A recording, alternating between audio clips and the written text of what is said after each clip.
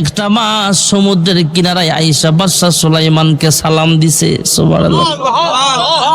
হ্যাঁ বাদশা সুলাইমান, আপনি নাকি দাওয়াত দিয়েছেন, আমি এসে গেছি, মেহমান চলে আসছি, মেজবান তাড়াতাড়ি আমার খাওয়ান দাও, পেটে ক্ষুধা লাগছে।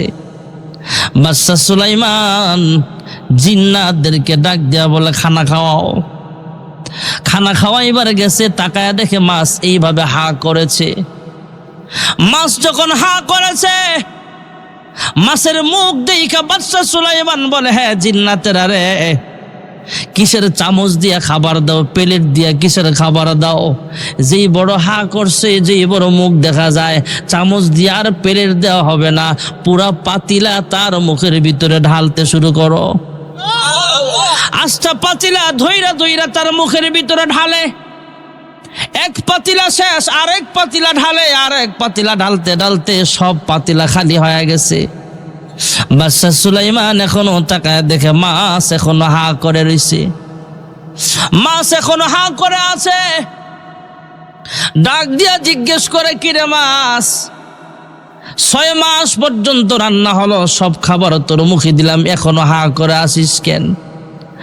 বাদশা সুলাইমান, তুমি যত খাবার দিয়েছো খাবারগুলো আমার পেটে এখনো যায় নাই, এখনো পাইবে আছে।